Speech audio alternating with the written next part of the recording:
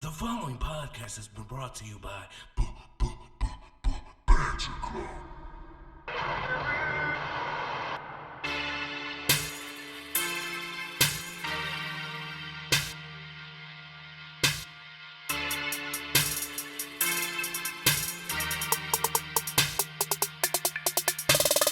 Ooh, ladies and gentlemen, boys and girls, children of all ages, Ramblemania proudly brings to you, it is he, it is I, it is we, and we are your Ramblemania show.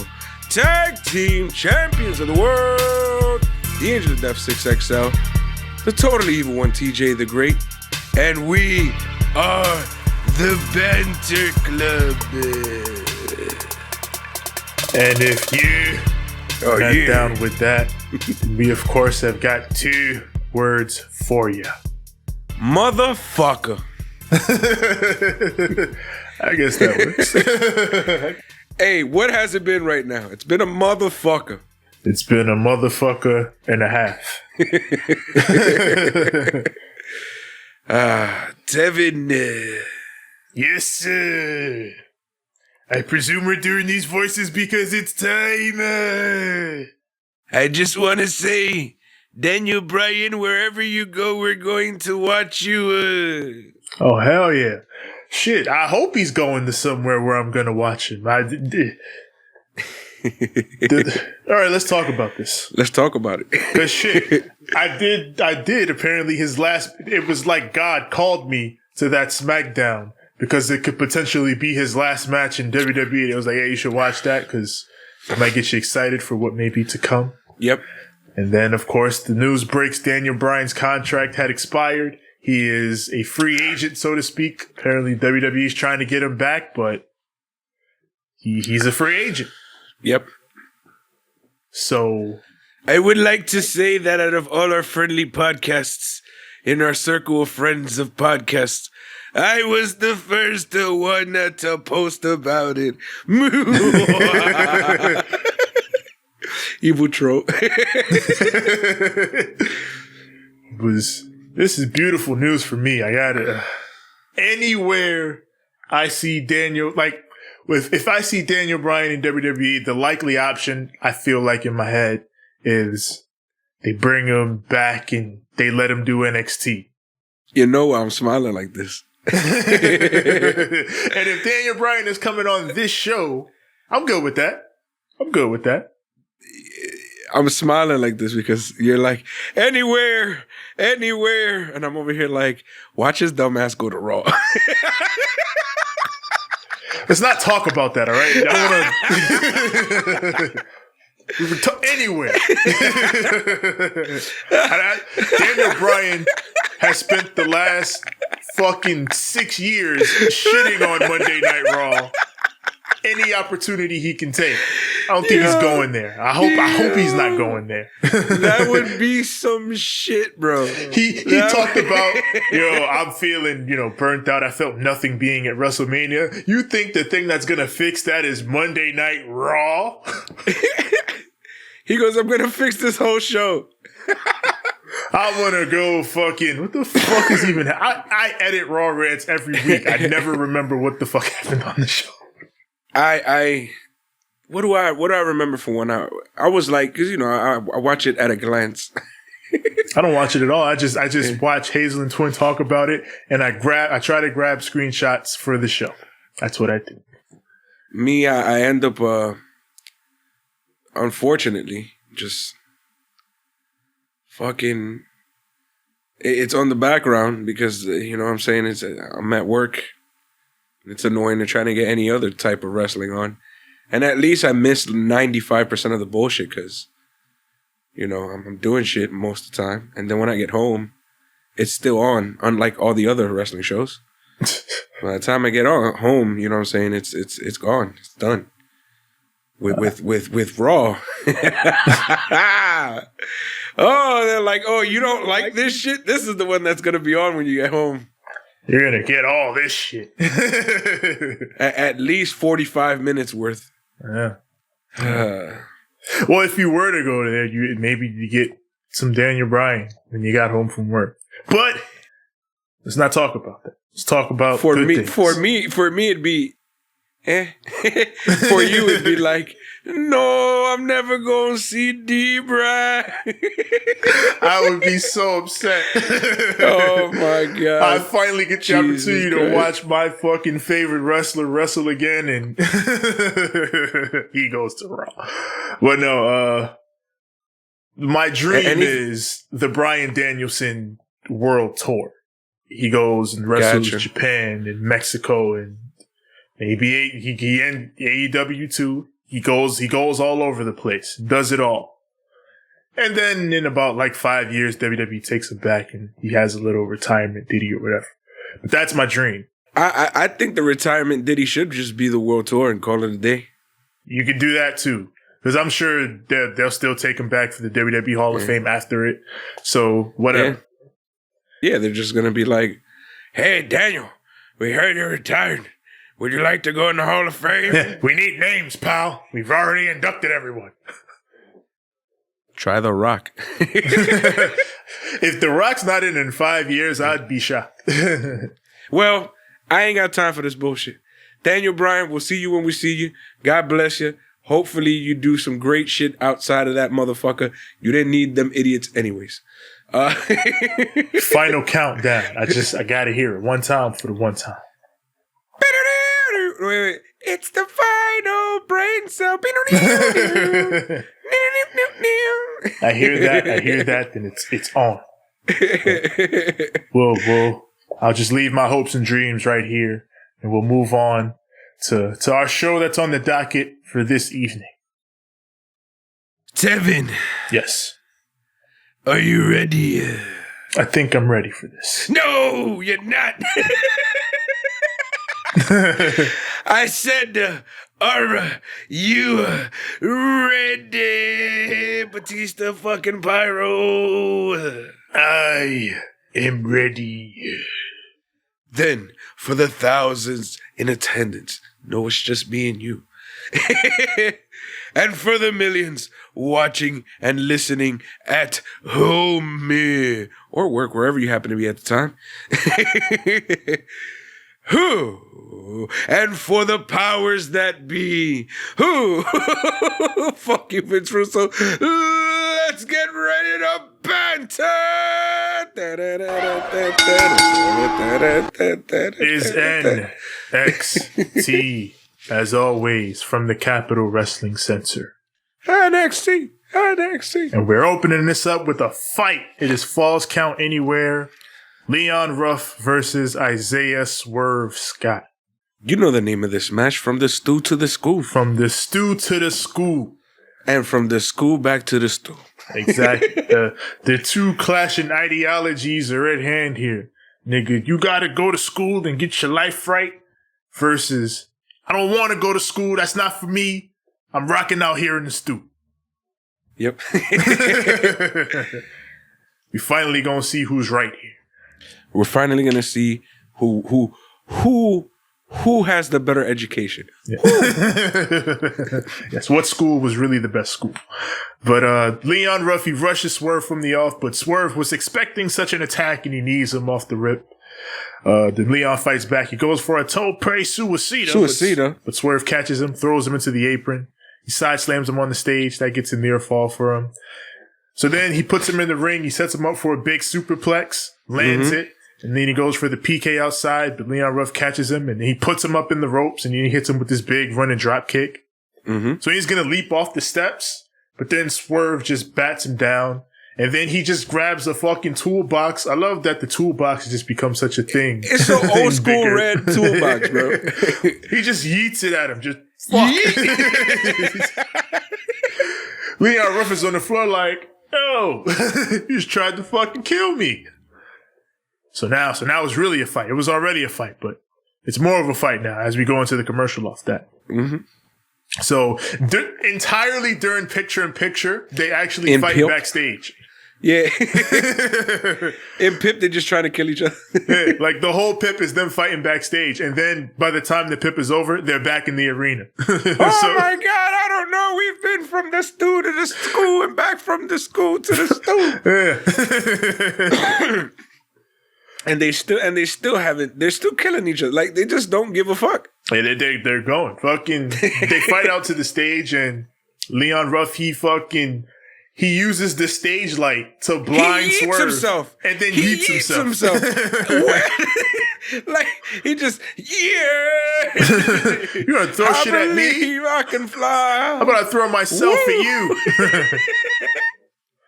It's facts, bro. How do you yeet a toolbox at a motherfucker? The motherfucker says, "Oh, you gonna yeet a toolbox at me? No, I'm gonna yeet myself at you. What? How? I'm gonna show you." He's nuts, bro. This was great. Yeah, so Swerve goes for another superplex in the ring, but Ruff turns into the crucifix bomb from the top. That gets a near fall. So Swerve goes to the apron and Leon Ruff skirts around him. He hits a fucking springboard poison Rana to the floor. That shit look crazy. Insane.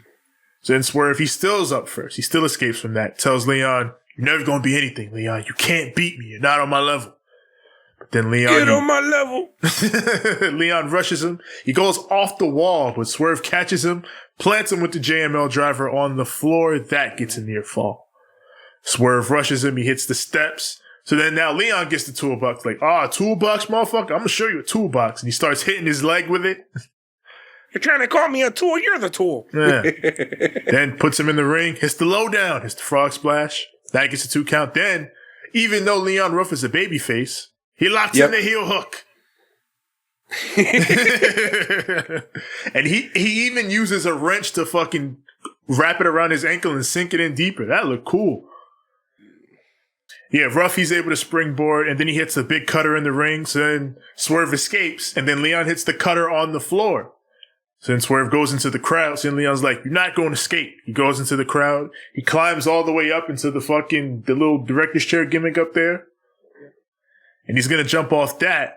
But then fucking AJ Francis comes in. He's been in the stew with Swerve all this time. AJ Francis catches Ruff. Fucking kills this man on the barricade. Then in the ring, Swerve hits the JML driver. Gets the win. Celebrates with his squad. The rest of them come out. Ashante the Adonis. Brianna Brandy. We've seen them in the stew with Swerve. The Stew Squad. The Stew Squad is complete. All the gang is here, and off they go. The Miz Taraj. I mean, I thought this opener was fire. I thought this match was great. the ratings disagree though. Unfortunately, not a lot of people were watching. Apparently, there was a lot of other things going on. Yeah, NXT did about 700. They were the total number of viewers was up actually this week from last week, but the key demo was down a little bit. So it's sort of a topsy turvy thing. So NXT, it seems like NXT has sort of settled at I guess you're getting 700K now. Yeah. 700 to 800K. That's your mainline audience. So I guess however satisfied USA is going to be with that. And they're usually top 20 in the demo, which isn't bad, but yeah, I'd imagine they would like that to be better. And then they threw away their home, so yeah. There's no going back now, fellas. Fucking bullshit, man. How is it one of the best shows? One of the best wrestling shows on TV. It's doing these fucking ratings. I guess it just comes down to how the show is promoted and what people perceive. Because it's hard to get a grip on what people really rock with from NXT. Yeah. Because you get all the feedback you get from NXT is from people who already watch it and have always watched it the most part. So like us, we watch NXT. We're always going to watch NXT. So what you really need is the feedback from the people who have dipped out or, sporadically watch NXT. What works with them and what doesn't work with them. Mm-hmm. And it's tough to figure out what that is. Finn Balor has fucking returned. Pulls up in the parking lot, walks out. They talk about, he was with his wife in Mexico, having a nice little vacation. And now we see Johnny Gargano and Austin Theory. They're headed into Regal's office. They're we're going to meet with him right now. We're going to talk about this. and they bust in the office, and Regal is having a meeting with Scarlett. Mm-hmm. And oh Lord, Johnny's go ahead. You can't answer my calls, Regal. Huh? You can't answer my text messages. And Regal's like, you see, I'm busy. I'm having a meeting. And don't with the motorcycles. Undertaker, right? And then Johnny's like, we have business, Regal. You got to talk to me.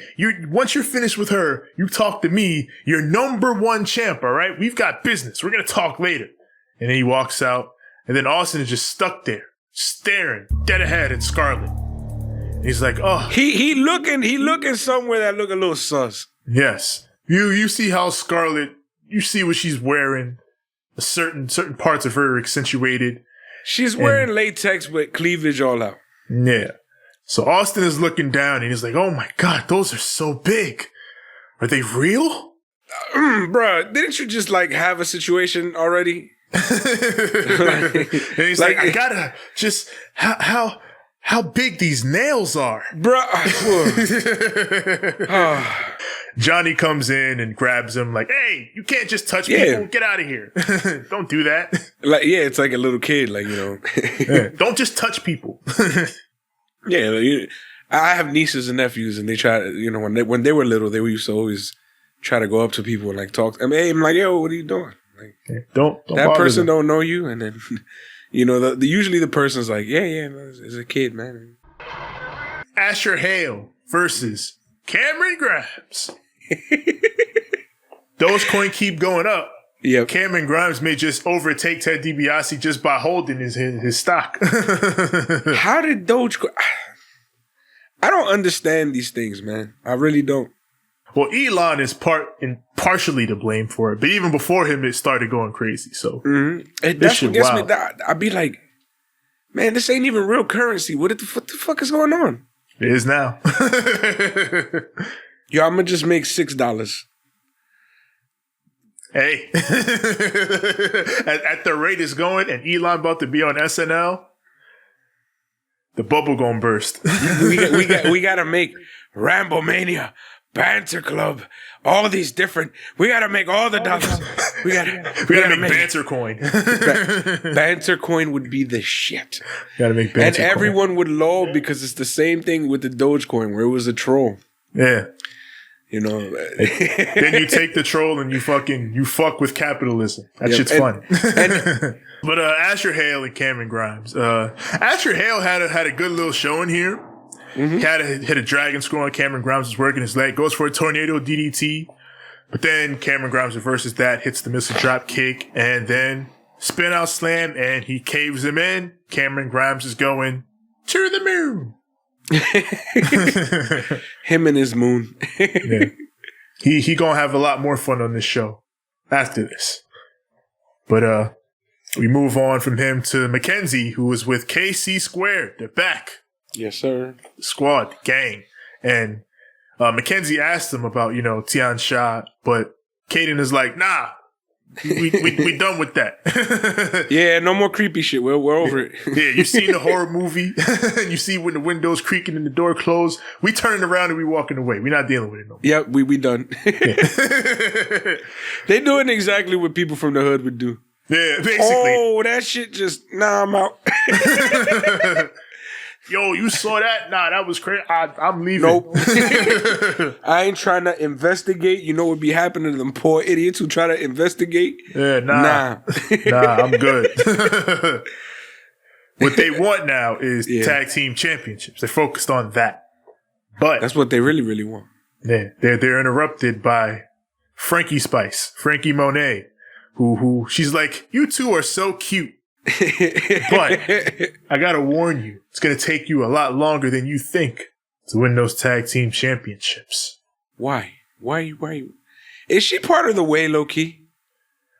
I'm wondering, cause she's going around fucking with everybody in the division low key except the way. Yep. So and usually the people that she fucking with is trying to come at what the way is their MO. You feel me?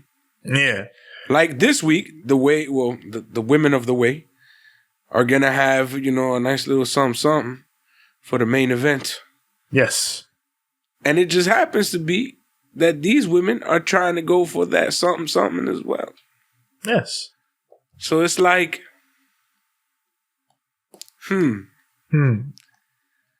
Frankie, do you know where you're going? Yeah, is something you want to tell us, Frankie? Something you got going on? Are you telling these women where they going without ever knowing the way? The way. Cameron Grimes. Oh, crap. Here he goes. He's going to the club. At least he tells Everrise that. Yeah, Everrise pulls up. They're like, hey, you've seen our show, Everrise Live. And Cameron Grimes like, I do. I love that show. And then they're like, hey, so you're going to go party? But we want to party with you. And then Cameron Grimes is like, hey, well, I only got room for 3.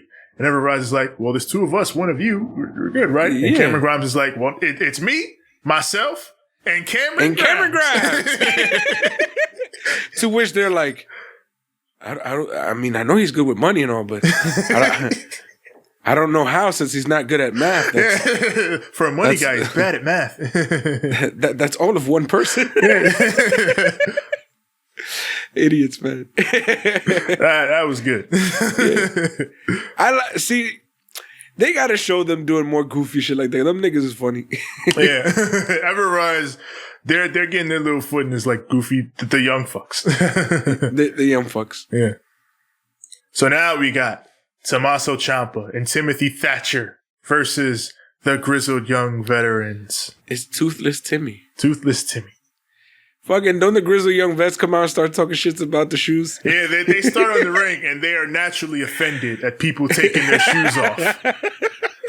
We don't need to see your disgusting webbed toes. You put your Crocs back on and shut your mouths. Why webbed toes, bro? Where is he? What's his beef with webbed toes, bro? Right? Wade Barrett said the same shit on commentary. You've all got webbed toes. Why? What is y'all deal? Oh, man.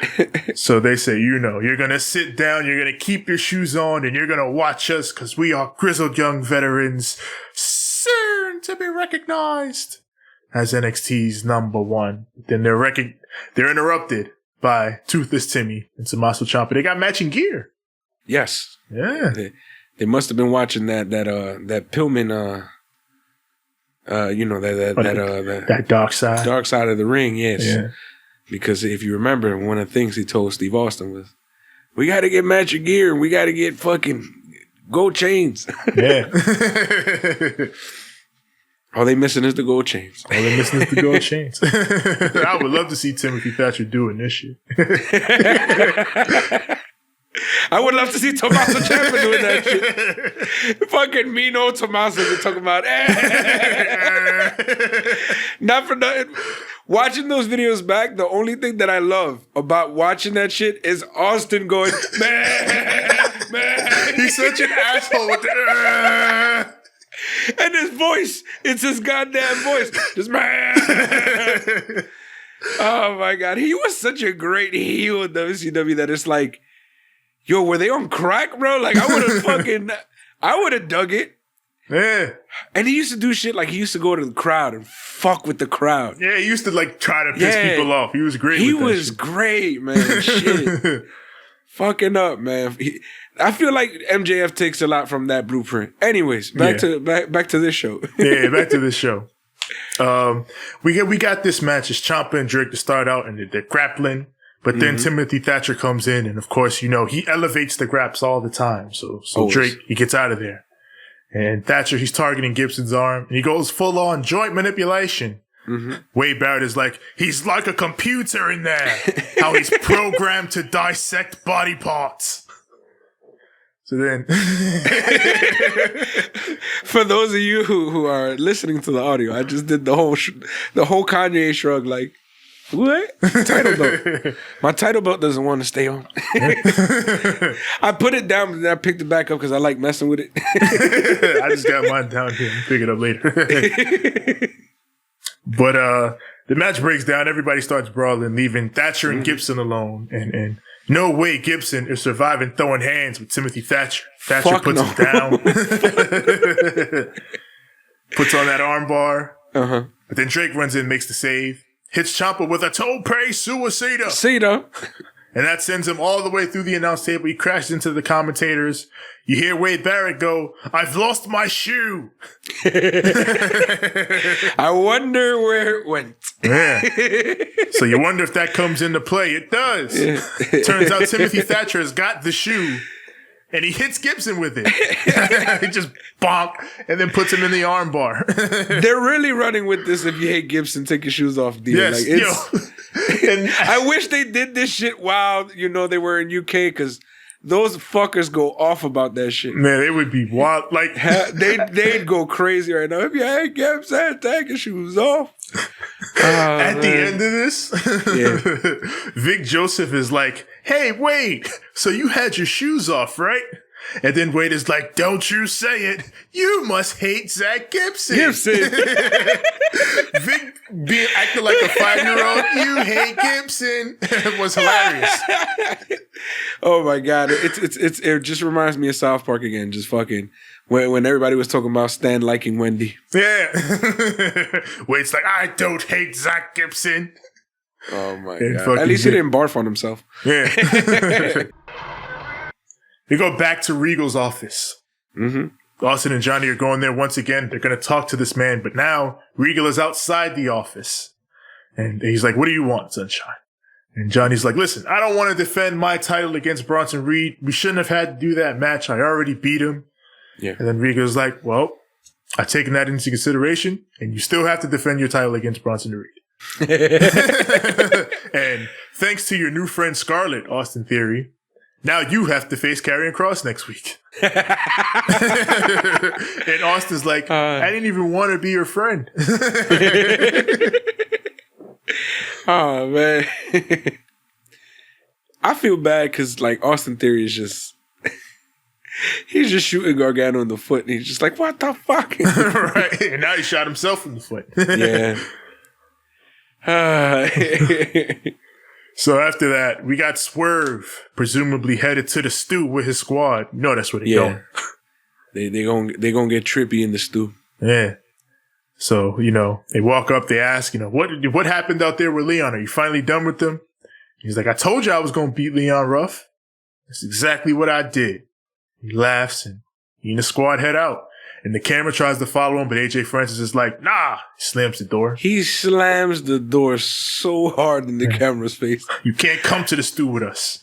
I swore they were gonna crack the fucking lens. That shit was bah! I was like, bro, come on. Yeah. Nobody coming to the stew with us. Can't Except come. for us. Yeah.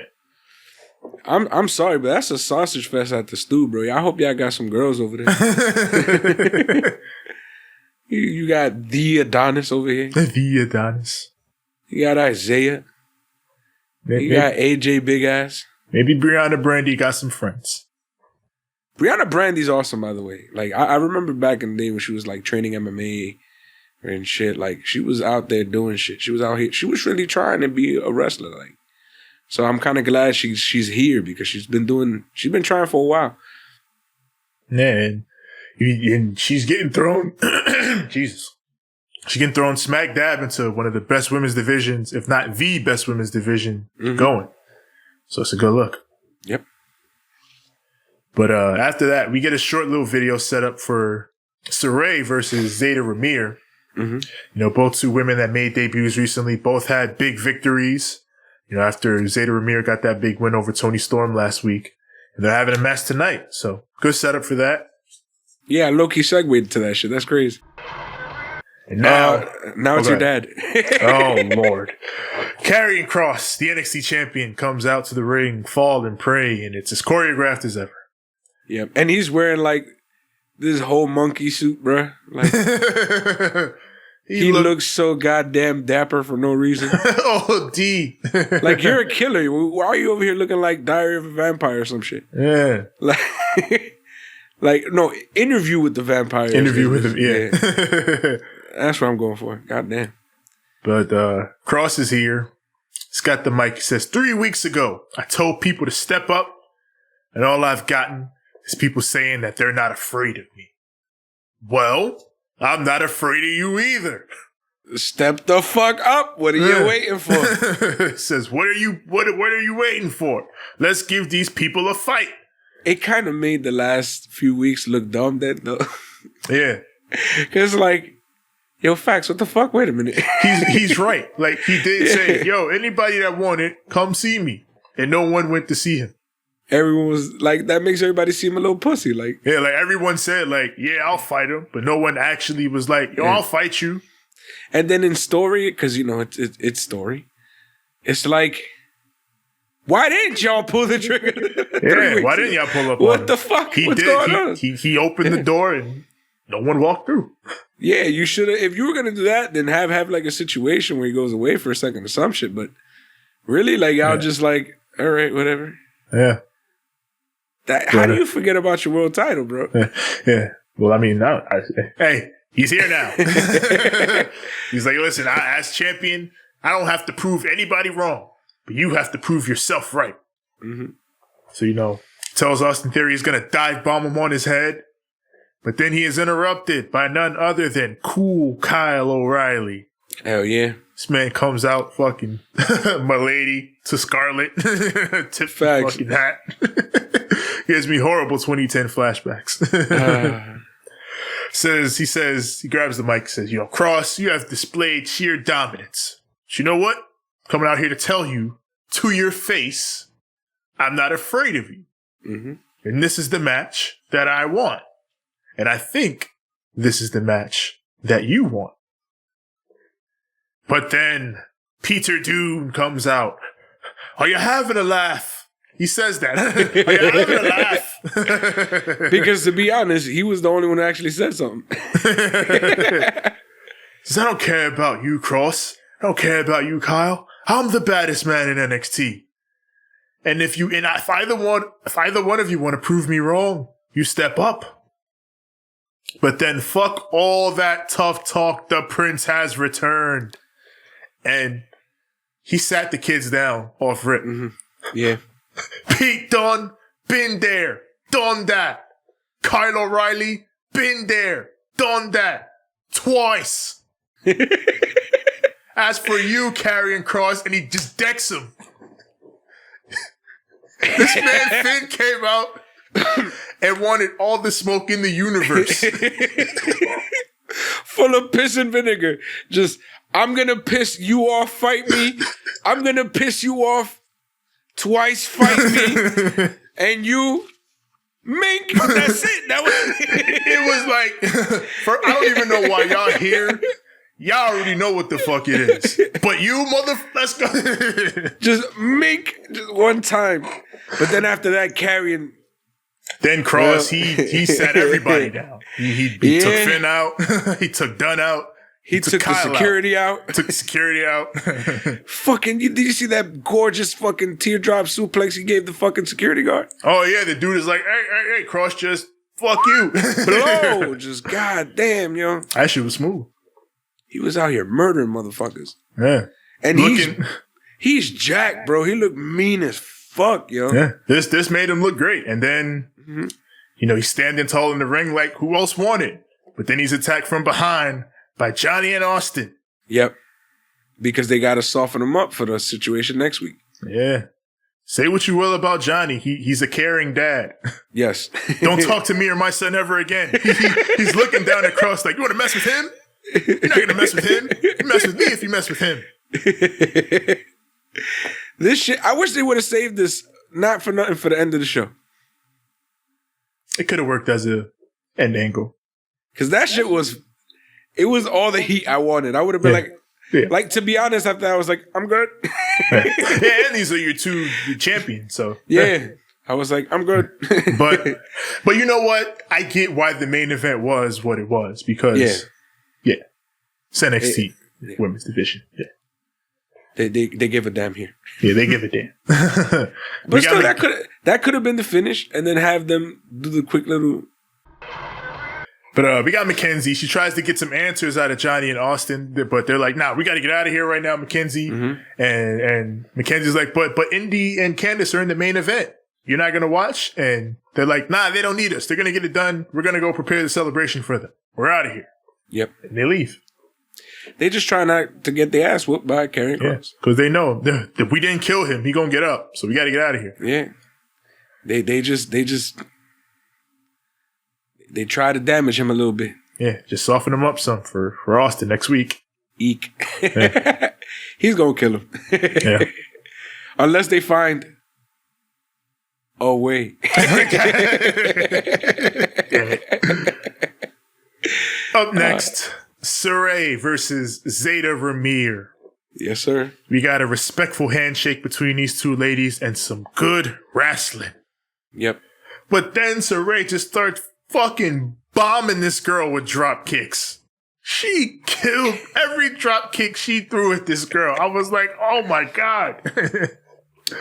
She was flying left and right. I remember she did a drop kick off the top. I was like, God damn, these look brutal. Like, what are you... what's going on here, man? But I at least like the fact that what's the name of this girl? Zeta Ramir. Zeta Ramir was at least like trying, you know what I'm saying? And she looked like she was, you know, getting something in. Yeah, it looked like a contest is like the two young upstarts, but obviously Saray has more experience because she's a Joshi and she comes from that world. And and they mentioned all that Joshi stuff on commentary too, which was I was like, oh, yeah, they pay respect to that, which I like. So, you know, another big monster dropkick, fisherman suplex that gets a near fall. So she goes for one more, but Zeta dodges and she covers her for a 2. But then Saray fucking folds her with that Tazplex she does. Yes. Shit is beautiful. Fucking clean. Yeah. And, you know, that gets the win for her. I like this match. Zeta Ramir, she sells. Great. And I'm sure part of that is fucking Saray was laying her shit in, but this was good. I like that they basically gave credit to a lot of this cool shit that she can do to the Joshis. And that's pretty, I don't know, like it's different from WWE. So like it kind of put a little smile on my face. I know I keep like mentioning that, but it was kind of cool. And I think Wade Barrett mentioned it too. Yeah. No, I like that NXT is more want to do that. Like they'll acknowledge the other little parts of the wrestling world because that stuff matters, especially when you're trying to build up a talent. Like, if you want to, I can compare it to back in the day when Jim Ross used to always put over that, well, this guy comes from this world and this guy comes from this world and this guy was number one in this and this guy did this and this.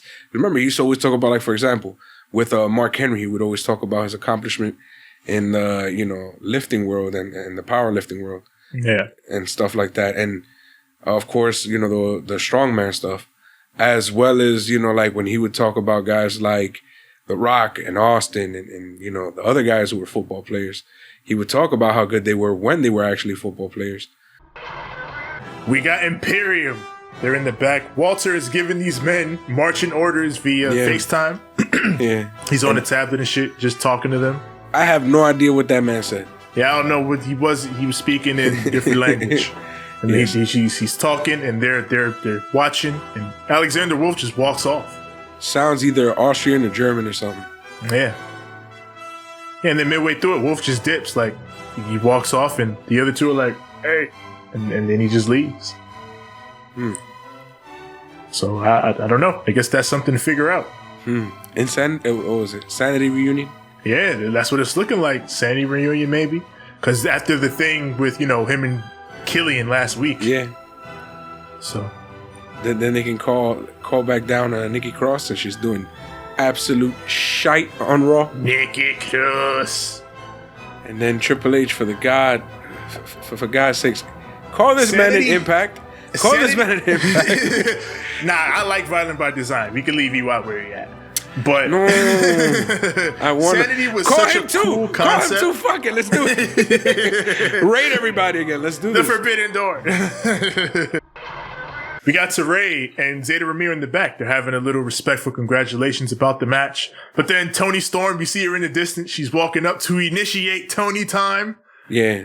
But then Zoe Stark is like, nah, it's not Tony time. Come on, you ain't saying it right. You ain't saying that. It's because It don't matter. It don't have to be nobody. Tony pulled up and said, "Oh, word is y'all time. It's Tony time."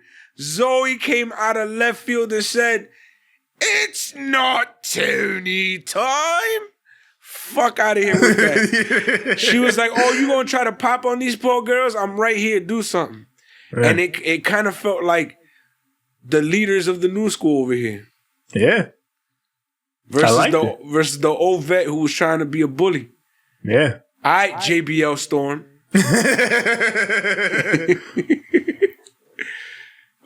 that make Zoe Stark Joey Styles? Oh no, I just realized like everyone who fucking shut JBL up was like soft.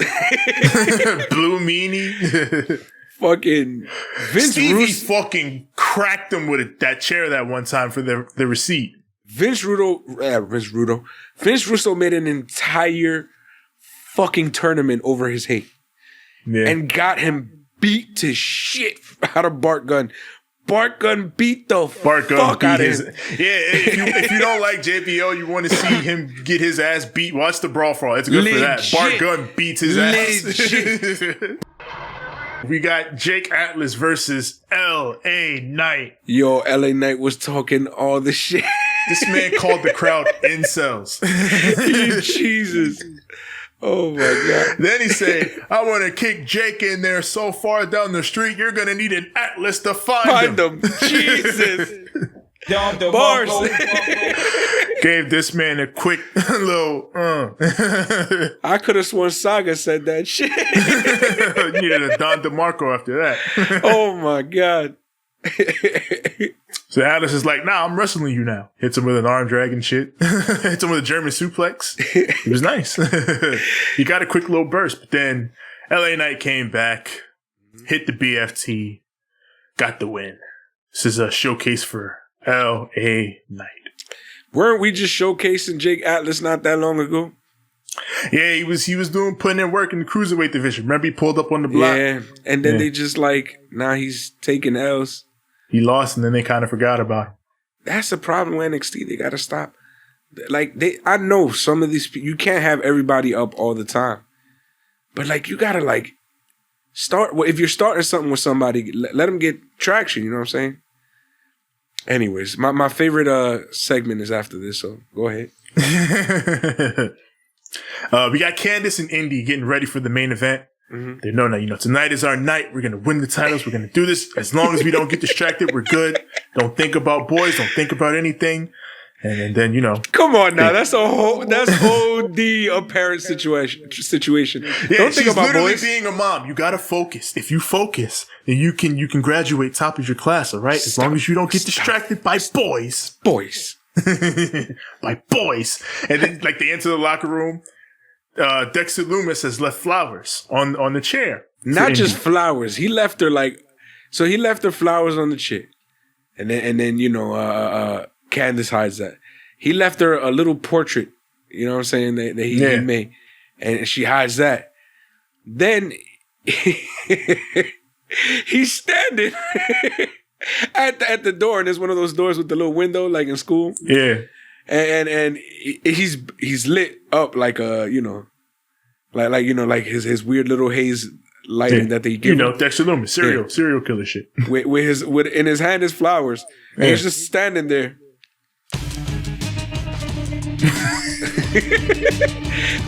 Staring a hole. And Candice sees him and she's like, she closes the blind. Distracted. Just don't get distracted. And then that's where we leave it. Poor Dexter trying to reach his girl, but they stopping this man. They blocking him. The cock blocking is real. And then they blocking his telekinesis too. Facts. He can't even. They got the game all messed up. We got Toni Storm. She has had enough of Zoe Stark. She's like, you're going to be forgotten. You're going to be a footnote in the history of my career. I brought you into this business, and I'm going to take you right back out of it. Stay forgotten. You're going to join Steve Cutler and Wesley Blake. You're going to be the forgotten daughter. Now we got Legado del Fantasma in the ring. Santos has the mic. He says, "You see me become Emperor of Lucha Libre. Last week, you witnessed an iconic moment. A premonition, if you will." He says, "I will recover my title. And then these men." He backs up, lets his men step forward. Raul and Joaquin, they speak. Scarface and, and Benny Blanco. So Joaquin is like, at Stand and Deliver MSK, you may have won the championships, but you didn't beat us. But last week, we beat you. And then Raul comes in like, "Let me make you a deal. I'm gonna make you a deal. I'm gonna make you a deal." let me talk. Hey, Chichi, get the yo. Clearly, Raul is the man that makes the deal. That's why Santos. I'm gonna make you a deal. It's gonna be MSK against the Legado.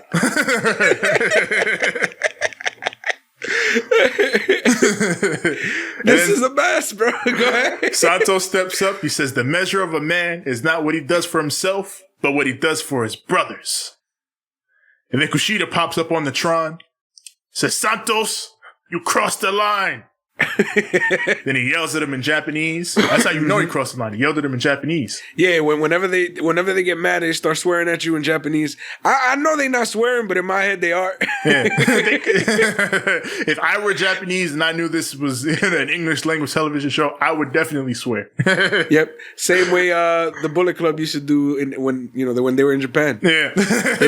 They start saying a whole bunch of cuss words in English, and the Japanese crowd is like, "What?" So, please go. Kushida, he says, "Next week, Santos, you and me for the title. I will give you your rematch." Yes, sir. I really like this segment. All Coke jokes aside. Yeah.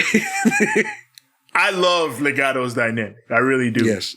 Like Santos, I love that he nails the aura of a leader perfectly. Yes. But he doesn't demean his boys. They're not his lackeys. They're his brothers. Mm-hmm. He stepped back. He let them stand forward and speak for themselves. Even before, remember when they messed up with Cross or whatever, and they apologized, he was like, "Don't apologize. You have nothing to apologize." I like that he sees them as equals. He doesn't, bitch them around and all that. Tú eres mi familia. Yeah. I think that shit's cool. Even though we all know Zima Ion is Filipino or something. Yeah. It's a weird thing there, but in terms of the characters, I like it. My beef is why is Humberto not in this? He's on Raw now. I see this. he's- He got shredded and shit and got killed by Sheamus, but Yeah, that's what I'm. So now he's beefing with Sheamus on Raw. That's his gimmick now. that shit made me sad. I was like, damn, my boy didn't got ripped to just get jobbed out to Sheamus. Well, he didn't just end it like that. He came right back out. It's a feud now, I know. And beat the absolute shit out of Sheamus. They're feuding. But it fucked up my boy Mansoor. Oh, Mansoor was on Raw? Yeah, bro. So it was Sheamus versus Mansoor. Oh, this is this week's Raw then. Okay. Yeah, and I'm over here like, all right, you know what I'm saying? This is about to be, you know what I'm saying? Mansoor's, he's about to defend his, undefeated streak. He ain't even have a choice in it. He was having the match, Sheamus was whooping Mansoor, and fucking Humberto pulls up are you fucking crazy? And just beats the shit out of Sheamus. And I'm over here yo, what the fuck? Yo, Humberto grew a pair. I'm like, God damn, bro. Oh my God, that shit was insane, bro. It was insane. Better let that man do his job. You're not gonna let me do my job? Let me do my job. I missed 205 Live. We have to sit down with Raquel and Mercedes Martinez. Mm-hmm. Raquel, she has her belt. She says she is the baddest woman in this division. Yes, sir. But Mercedes is like, listen, I'm hungry. You don't intimidate me, Raquel. I paved the roads that you went down. my 18, 20-year career, I set this up for you. She says, Raquel, you ain't gritty. In fact, you're cookie cutter. Ooh. You don't intimidate me at all. I like what she said. You're not gritty. Fucking Raquel was, I'm not gritty. Me. You talking about I'm not gritty. Me. She was so mad, bro. Nah, I liked it. It felt real. I like how Mercedes low key was like, nah, you're not. It made it. She no-sold that shit. Yeah, nope. I'm not gritty. Nah, you cookie cutter. I believed Mercedes. If you got that mad. Yeah, she's over here like, I said what I said. Yeah. Diddy in that interview where they asked him about 50. Yeah. he just playing. He loved me. He loved me. You don't see? Why would he be talking about me? He loved me. When you get that mad, I believe the other person. He was shaking his shit. Oh, sorry. His body language is crazy. I never seen him act like that. Yeah. Never seen him act like that. Never seen him flustered. Yeah. Then, Raquel, she's like, in 1 year, I've accomplished more than you've accomplished in your entire decades-long career. And then Mercedes says, well, in one night, I'm going to end your title reign. This was a good promo from both of them. I liked the back and forth. Like you said, it felt real. It felt like a real back and forth. Yeah. I like when they do that. Yeah.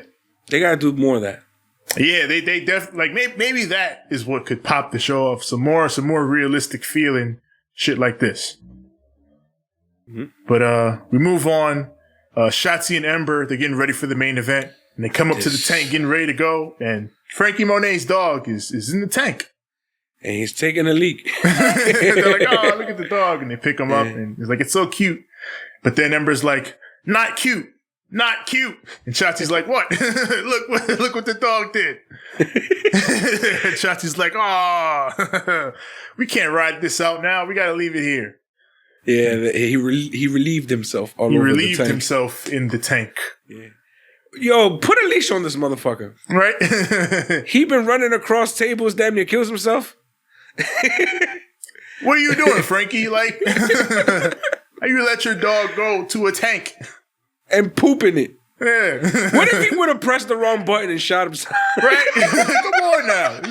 You seen what this tank has done to Robert Stone? Yo, you imagine that Nerf ball just hits him right in the face and you... That poor dog. Are you Come on now. Oh, man. We got Cameron Grimes. Yes, sir. He's finally headed to the VIP. Heads up to that's what he's been saying this whole time. Yeah. To that VIP. Yeah, so he hits the club and sees the bouncer. Next he's thing like, you know, shorty. No. You can't say that shit. Come on, bro. He sees the bouncer. He's like, all right, let me in. It's Cameron Grimes. And the bouncer's like, nobody on the list tonight. Not on here. He's like, maybe you didn't hear me. You're pretty tall. He starts jumping up. I'm Cameron Grimes. Here's the thing, man. They turned him into Yosemite Sam, and I've been crying ever since. He's a Looney Tune, and he's excellent. He's perfect. Oh my! Let me talk to you, young boy. This whole storyline is Looney Tune shit. It's great. Yep. So we try to find out why this man is not being allowed. Yeah. He's like, hold on, Mr. Grimes. And the limo pulls up. He's like, yeah, that's not my limo. What are you doing? And the limo pulls up, and then out walks the $1 Million Man. Ted DiBiase. He walks up to Cameron Grimes. He's like, hey, kid, let me give you a little lesson. Don't just rent the VIP booth. You gotta buy the whole damn club. Asshole. Then he just walks in. Damn. So and then once again, damn you, $1 Million Man. And the camera zooms out the wide shot. It's perfect. It's perfect. It's so good. AEW, you need a cameraman who understands what a wide shot is, just like this segment. We're gonna talk about that later. Oh, I love this. I love this whole thing with Cameron Grimes and Ted DiBiase. It's fun. Yeah. It's what I wanted, so it's fine. Yeah. I was begging for this for how long? Yeah, and they're paying it off. And they didn't just do it once. Like, this is a thing Nope. now. I love it. Watch him turn out to be his manager or some shit like that. Right? Like, he's gonna actually fucking turn him into the $1 Million Man. Like, he's giving him real lessons and shit. And now that takes us to our main event for the NXT Women's Tag Team Championships. It is The Way, Candice LeRae and Indy Hartwell versus Ember Moon and Shotzi Blackheart, our champions. Where we're going, we don't need intros. They all start brawling, don't fret. And then the plunder comes out, and this is a how many bumps can Shotzi Blackheart take to kill herself match, of course, because she get down like that. And Candice LeRae is in it too, so same goes for her. They bout this life. They trying to die. Yeah. Welcome to Darby's world. Yeah. Shotzi tweeted about the AEW thing. Yeah. Oh my God. Damn A gif of someone dropping on a pillow. If anybody can make fun of it, it's Shotzi. She went through the stage. She crazy like that. At least though, can we talk about what they were wearing when they came out? Oh, Shotzi and Ember? Yes. Yeah. They were dressed up as Freddy Krueger and Jason. Yes. Why? I don't know. You know they like their horror movies and shit, I guess. I guess they had no tank, so they were like, oh well, let's be Freddy and Jason. Let's be Freddy and Jason. Let's work that out. So it fit for the match because this was a horror show with all the bumps and shit they took. they were trying to die. Yeah. They set up Indy on top of the chairs. Like they set up this chair bridge. Mm-hmm. And fucking, of course, she who sets up the plunder eats the plunder. That's fucking Ember. Hits this one with a face buster on the chairs, and they set her up on top of him. Shotzi goes for a tope, but then Candice runs in with the fire extinguisher, cuts them off. Mm-hmm. Then Candice sets up this ladder bridge outside, and Shotzi puts her on that ladder bridge, and then sentons on her through the ladder. I mean, why are you like this, Shotzi? hey, listen, man. Shotzi is awesome. All right, Shotzi, she was going hard, man. It broke a little. Speaking of shit that didn't break, gotcha. Ember gives Indy this Alabama slam on a table in the corner. Indy bounces off the table. That shit don't break. It was scary because that usually shit looked disgusting. It was scary because, like I was talking about with JBL and his legs, like doing a little gimmick. That's what it looked like when she bounced off. That shit just. I was like, oh no, she's dead. Yeah. I was like, I hope she's all right. I hope she didn't get hurt because that looked brutal. Yeah. She finished the match and looked pretty good in it. So that I imagine she's okay. Hopefully. Yeah. Didn't she do another gimmick where she did a flying elbow? Yeah, and she did a flying elbow to the outside. They all went for it in this match. Psychotic, bro. Man. God damn. When you're Candice LeRae's daughter. Yeah, you gotta. You're indie wrestling. Yeah, when you've taken the title of indie wrestling. Yes. You gotta go hard. Of course you gotta go hard. Of course you gotta do crazy dives. You're indie wrestling. ... Dive. Yeah. Randy Orton expected nothing less. Yes. So Indy breaks the table down outside, but Shotzi fights back. She takes Wade Barrett's coffee mug and just whacks Indy with it. Wade's like, that's my coffee mug. They're just taking all of Wade Barrett's stuff. Wade Barrett's gonna go home next week. Watch. It's gonna be virtual Wade like we had him during our right? like the real bad COVID time. I decided to stay here because they keep taking my things. I went home. My wife was like, "Hey, where's the mug I gave you?"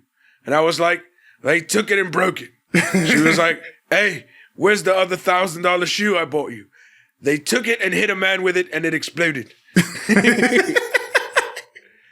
I have no shoe. I have no mug. Fuck this show. This place is madness. I'm never coming back to this place. Ever. So. Oh, man.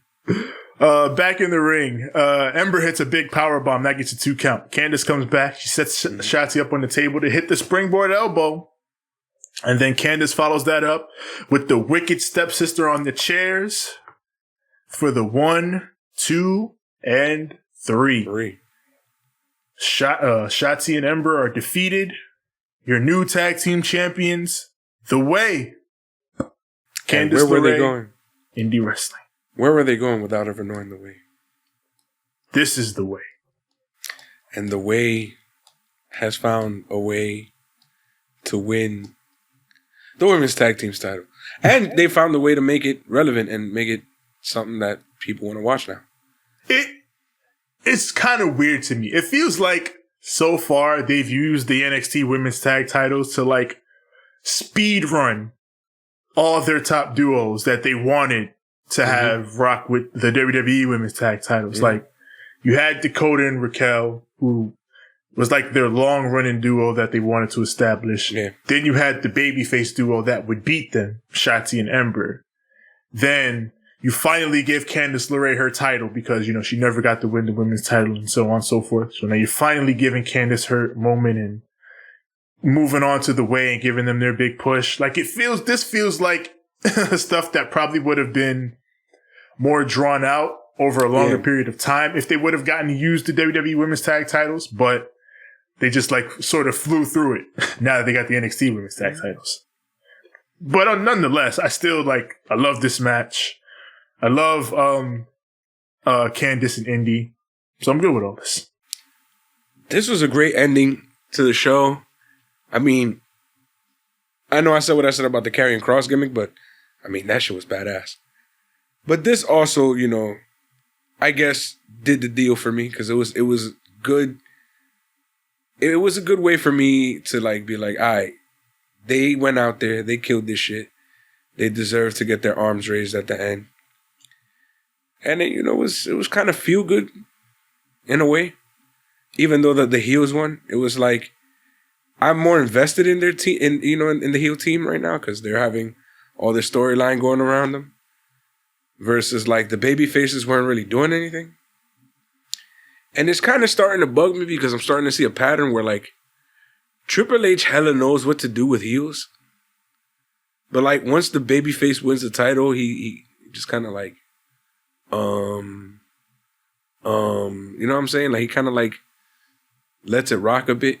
Versus how I feel like in the 90s, even though Vince himself didn't know what the fuck to do with the babyface, fucking, I don't know how, but the other Vince had some good ideas about that because I noticed that like once Vince Russo left, the baby faces actually doing shit when they're champions went away. Yeah. So I'm guessing, especially after like that. Well, like 2000 was, you know, the big year, but after that, it went down. Yeah, like so, like to me, like when I see that, it kind of bugs me because it's like my favorite thing about wrestling was the baby face being like, "Oh, word, y'all gonna try to fuck with me? I'm gonna fucking ruin your life on the way." I think that's why I liked Finn's title reign so much because he, for months, and like we talked about, it just grew on to just, I'm on a fucking take all of you on. I don't give a fuck. Bring it on. Yeah. Like obviously good heel champions are great to do and babyface champions are harder to do. But when you really pull off like a good take on all comers babyface champion, it's elevated. It's some of the best shit you can do in wrestling, really. It's rewarding. Like some of the best babyface setups to me were like growing up was like either The Rock getting every fucking last damn thing thrown at him and then him still finding a way to fucking, because they did it terrible with Cena. With Cena, what they did was that, you overcome everything annoyingly. Like, yeah, they overdid it with Cena. Shit that you're not supposed to be able to get through, you get through. Yeah. With The Rock, it was more like, he looks like he's gonna die. Like, this is the end here, you know what I'm saying?